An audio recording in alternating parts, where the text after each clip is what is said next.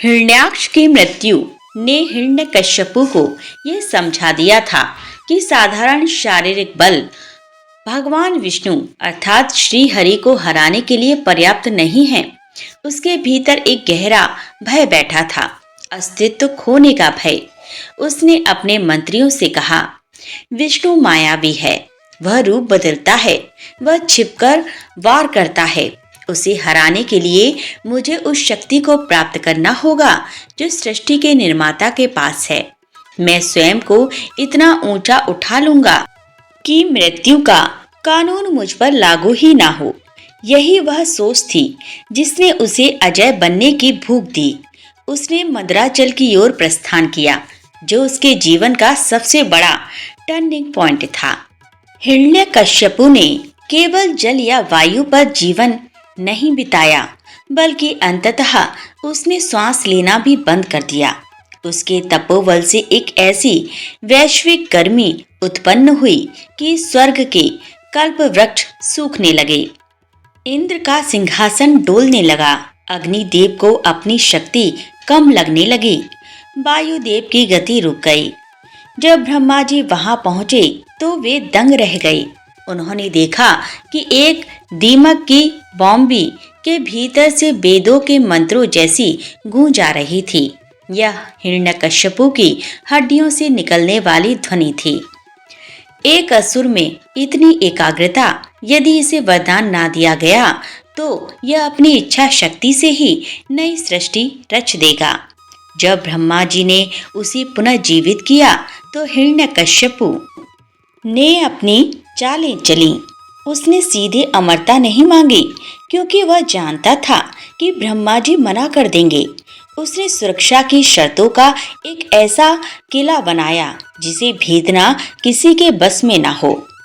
हिरण्यकश्यपु ने कहा, हे पितामह, यदि आप वरदाता हैं तो मुझे ऐसी मृत्यु दें जो असंभव हो।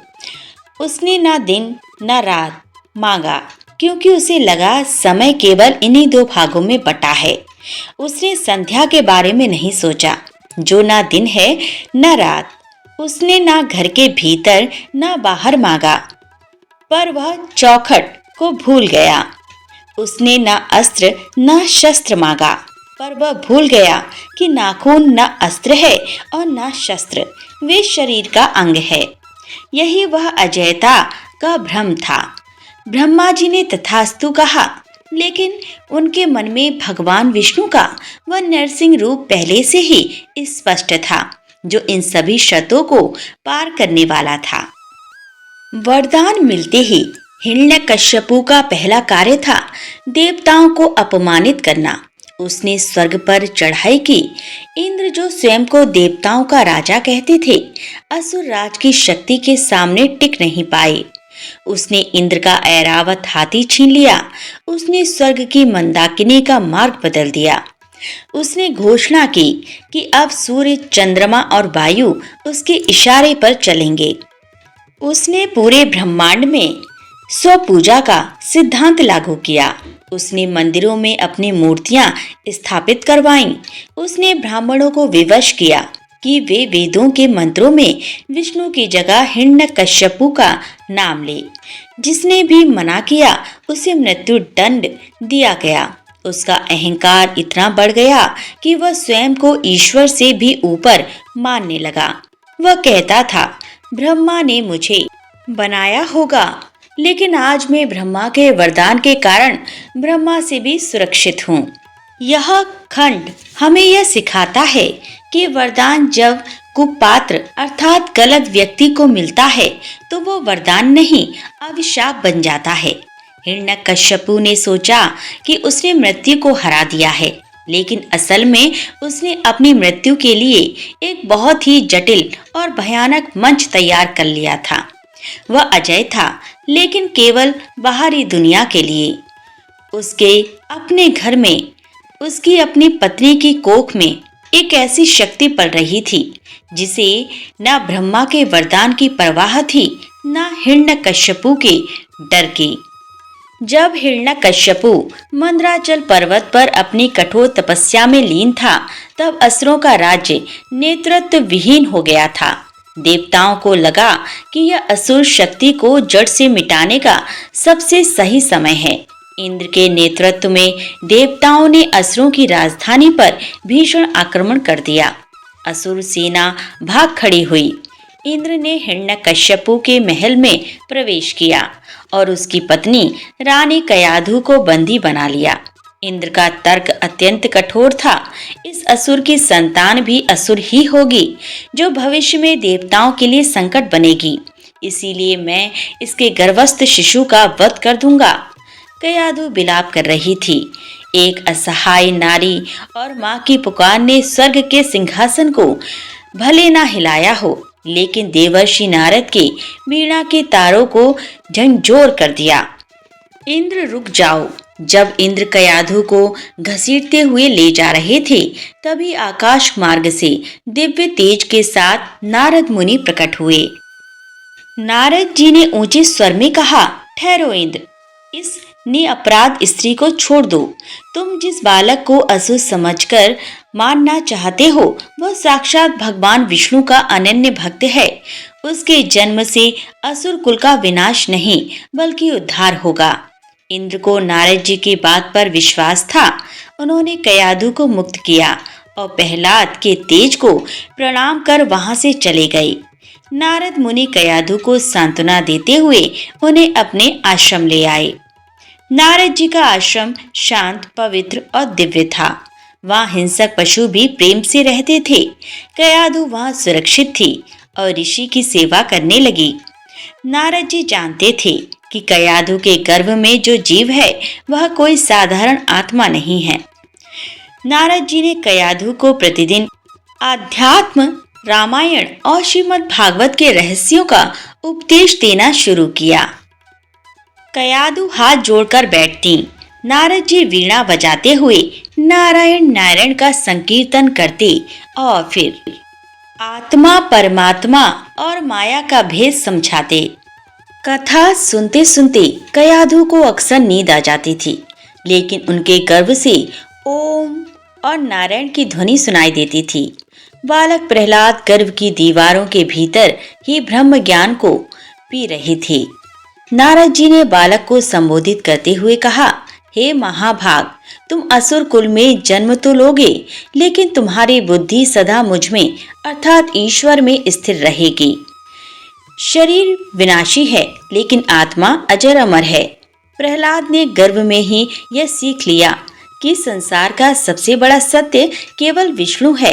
पिता केवल शरीर के होते हैं, आत्मा का पिता केवल परमात्मा है। भय केवल शरीर को होता है। जो ईश्वर की शरण में है, उसे काल भी नहीं छू सकता। कयाधु ने नारद जी से पूछा, मुनिवर, क्या मेरा पुत्र असुरों के बीच रहकर अपनी इस भक्ति को बचा पाएगा? नारद जी ने मुस्कुराकर कहा, देवी, जिसकी रक्षा स्वयं नारायण कर रहे हों, उसे संसार की कोई भी आसुरी शक्ति डिगा नहीं सकती। आपका पुत्र इतिहास रचेगा। जब हिरण्यकश्यपु तपस्या पूर्ण कर लौटा, तो वह कयाधु को नारद जी के आश्रम से वापस ले आया। उसे लगा कि उसकी पत्नी सुरक्षित रही। यह उसका सौभाग्य है। वह यह नहीं देख पाया कि उसकी पत्नी केवल एक बालक को लेकर नहीं आई है, बल्कि वह असुर साम्राज्य के अंत की घोषणा को अपनी कोख में लेकर आई है। यह खंड हमें यह संदेश देता है कि संस्कार जन्म के बाद नहीं, बल्कि गर्भ से ही शुरू होते हैं।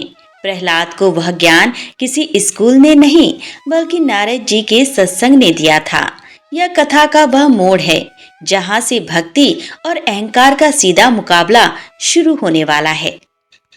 जब हिरण्यकश्यपु ब्रह्मा जी से वरदान पाकर और तीनों लोकों को जीतकर अपनी राजधानी दितिपुर में सुखपूर्वक रहने लगा, उसी समय रानी कयाधु ने एक पुत्र को जन्म दिया। यह साधारण बालक का जन्म नहीं था। जिस समय प्रहलाद ने धरती पर कदम रखा, आकाश में देवताओं ने धुंधमियां बजाईं और गंधर्वों ने पुष्प वर्षा की। असुरों को लगा कि यह उत्सव उनके युवराज के जन्म का है, लेकिन देवता जानते थे कि यह असुरता के अंत का उत्सव है। हिरण्यकश्यपु ने अपने पुत्र का नाम प्रहलाद रखा, जिसका अर्थ है वह जो असीम आनंद प्रदान करे। प्रहलाद अन्य असुर बालकों से बिल्कुल अलग थे। जहां अन्य असुर बालक बचपन से ही शिकार करना, मांसाहार करना और दूसरों को सताना सीखते थे, प्रहलाद शांत और अंतर्मुखी थे। शिशु प्रहलाद खिलौने से खेलने के बजाय अपनी आंख बंद कर ध्यान में मग्न हो जाते थे। उनके चेहरे पर एक ऐसी अलौकिक मुस्कान रहती थी जिसे देखकर हिंसक पशु भी शांत हो जाते थे। कभी कभी वे अकेले बैठे बैठे रोने लगते थे। जब कयाधु पूछती, पुत्र क्यों रोते हो, तो वे कहते, माता, नारायण के वियोग में यह हृदय व्याकुल है। पशु पक्षियों से संवाद करते थे। प्रहलाद वन में जाकर हिरणों और पक्षियों के साथ बैठते और उन्हें हरि नाम सुनाते। असुरों के महल में जहाँ केवल हिरण्यकश्यपु की जय के नारे लगते थे, वहाँ एक नन्हा बालक चुपके से नारायण का बीज बो रहा था। हिरण्यकश्यपु प्रहलाद से बहुत प्रेम करता था। उसे गर्व था कि उसका पुत्र अत्यंत तेजस्वी और बुद्धिमान है। उसे लगा कि उसका पुत्र आगे चलकर उसके साम्राज्य को और अधिक विस्तार देगा। एक दिन हिरण्यकश्यपु ने प्रहलाद को अपनी गोद में बिठाया। उसने प्रहलाद के मस्तक को चूमा और बड़े दुलार से पूछा, वत्स, तुमने अब तक गुरुओं से और अपने अनुभव से जो सबसे श्रेष्ठ बात सीखी है, वह मुझे बताओ कि एक सुखी जीवन का सार क्या है। एक तरफ संसार का सबसे शक्तिशाली और अहंकारी राजा बैठा है और उसकी गोद में साक्षात भक्ति बैठी है। प्रहलाद ने अपने पिता की आंखों में आंखें डालकर बिना किसी भय से कहा, हे असुरराज, हे पिता, मैंने यही सीखा है कि यह संसार एक अंधे कुएं के समान है, जहाँ मनुष्य में मैं और मेरा के चक्कर में गिरकर अपना नाश कर देता है। बुद्धिमान वही है जो इस घर रूपी कारागार को त्याग दे और भगवान श्री हरि की शरण में जाकर एकांत में उनका भजन करे। हिरण्यकश्यपु अवाक रह गया। उसका मुस्कुराता चेहरा क्रोध से तन गया। उसने सोचा, यह बालक अभी छोटा है, शायद किसी ने इसके कान भर दिए हैं। उसने प्रहलाद को नीचे उतारा और अपने सैनिकों को आदेश दिया, इसे तुरंत गुरु षंड और अमरक की पाठशाला में ले जाओ। इसकी बुद्धि को शुद्ध करो। इसे बताओ कि उसका पिता ही भगवान है, विष्णु नहीं। शुक्राचार्य के पुत्र षंड और अमरक ने प्रहलाद को अपनी देखरेख में ले लिया। उन्होंने प्रहलाद को साम, दाम, दंड और भेद की राजनीति सिखानी चाहिए। उन्होंने प्रहलाद को डराया, पुत्र, विष्णु तुम्हारे पिता का शत्रु है, वह तुम्हारे चाचा का हत्यारा है, तुम उसका नाम मत लो। प्रहलाद मंद मंद मुस्कुराए और बोले, गुरुदेव, शत्रु और मित्र का भेद तो अज्ञानी करते हैं। जो सब में व्याप्त है वह शत्रु कैसे हो सकता है। जैसे लोहा चुंबक की ओर खींचा चला जाता है, वैसे ही मेरा चित्त भगवान की ओर स्वतः ही खिंच रहा है। गुरुओं को समझ आ गया कि प्रहलाद को बदलना आसान नहीं है। उन्होंने प्रहलाद को अन्य बालकों से अलग रखने का प्रयास किया, लेकिन भक्ति की खुशबू को दबाना असंभव था। इस अध्याय से हमें यह ज्ञान प्राप्त होता है कि कैसे एक पिता का मोह प्रतिशोध में बदलने की ओर अग्रसर होता है। प्रहलाद ने स्पष्ट कर दिया था कि वे शरीर से असुर कुल के हो सकते हैं, लेकिन आत्मा से वे केवल परमात्मा के हैं। हिरण्यकश्यपु ने प्रहलाद को सुधारने की जिम्मेदारी अपने कुल गुरु शुक्राचार्य के 2 पुत्रों षंड और अमरक को सौंपी। उनका आश्रम राजनीति, छल कपट और आसुरी विद्याओं का केंद्र था। हिरण्यकश्यपु का सख्त निर्देश था, इसे वह सब सिखाओ जो एक असुर सम्राट को शोभा दे। इसके मस्तक से विष्णु शब्द को वैसे ही खुरच कर निकाल दो जैसे घाव से गंदगी निकाली जाती है। गुरुओं ने प्रहलाद को साम, दाम, दंड और भेद की शिक्षा देनी शुरू की। वे उन्हें सिखाते कि संसार में केवल शक्ति की पूजा होती है, दया और करुणा निर्बल के शस्त्र हैं। जब गुरु कक्षा में शत्रुओं को मारने की विधियां बताते तो प्रहलाद अपनी आंखें बंद कर लेते। वे गुरुओं के उन पाठों में कोई रुचि नहीं दिखाते जिनमें द्वेष और घृणा भरी होती थी। गुरुओं का प्रश्न, प्रहलाद तुम ध्यान क्यों नहीं देते? क्या तुम्हें राजा नहीं बनना? प्रहलाद का उत्तर, गुरुदेव राजा तो वह है जो अपनी इंद्रियों पर विजय पाले। जो स्वयं का दास है वह दूसरों पर राज कैसे कर सकता है? और असली विद्या तो वह है जो मुक्ति दिलाए, अर्थात सविद्या या विमुक्तये, ना कि वह जो अहंकार बढ़ाए। गुरु प्रहलाद के तर्कों से चकित रह जाते। उन्हें डर लगने लगा कि यदि हिरण्यकश्यपु को पता चला कि प्रहलाद पर उनकी शिक्षा का कोई असर नहीं हो रहा तो उनका सिर कलम कर दिया जाएगा। कुछ समय बाद हिरण्यकश्यपु ने यह जानने के लिए प्रहलाद को बुलाया कि उसने क्या प्रगति की है। उसने प्रहलाद को गले लगाया और प्यार से पूछा, पुत्र, गुरुओं ने तुम्हें बहुत सी राजनीति सिखाई होगी, बताओ तुम्हें सबसे अच्छी शिक्षा कौन सी लगी? प्रहलाद ने अत्यंत विनम्रता पूर्वक हाथ जोड़कर कहा, हे असुरेश्वर, सबसे उत्तम शिक्षा वह है जिसे नवदा भक्ति कहते हैं। श्रवण, कीर्तन, स्मरण, पाद सेवन, अर्चन, वंदन, दास्य, सख्य और आत्मनिवेदन। भगवान विष्णु के चरणों में इन 9 प्रकार की भक्तियों को समर्पित कर देना ही मनुष्य जीवन का परम लाभ है। विष्णु का नाम सुनते ही हिरण्यकश्यपु के सिंहासन के पाए कांपने लगे। उसने प्रहलाद को धक्का देकर नीचे गिरा दिया और गुरुओं की ओर झपटते हुए चिल्लाया, रे नीच ब्राह्मणों, तुमने मेरे पुत्र को धोखा दिया है। मैंने इसे राजनीति सीखने भेजा था और तुमने इसे मेरे शत्रु का भजन करना सिखा दिया। क्या तुम भी गुप्त रूप से देवताओं से मिले हुए हो? गुरु भय से कांपने लगे।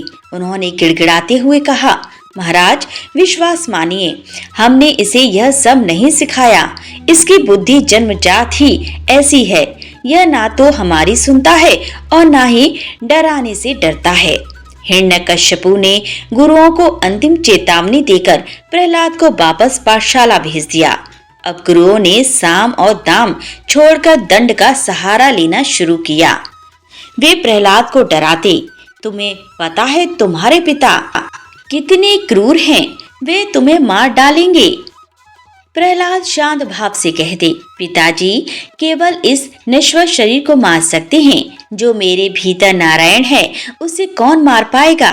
जब गुरु थक कर विश्राम करने चले जाते तो प्रहलाद पाठशाला के अन्य असुर बालकों को इकट्ठा कर लेते। प्रहलाद असुर बालकों को बताते, मित्रों, यह राजनीति और युद्ध की शिक्षा व्यर्थ है। बचपन खेल कूद में निकल जाएगा, जवानी भोग विलास में और बुढ़ापा बीमारियों में। भगवान का नाम लेने का सबसे सही समय अभी है। डरो मत, उस परम पिता की शरण में आओ जो असुरों और देवताओं दोनों से प्रेम करता है। असुर बालक जो पहले केवल हिंसा की बातें करते थे, अब प्रहलाद के साथ बैठकर नारायण नारायण का जाप करने लगे। पूरी पाठशाला एक सत्संग भवन में बदल गई। यह अध्याय हमें यह सिखाता है, जो शिक्षा केवल पेट भरना और सत्ता हासिल करना सिखाए वह व्यर्थ है।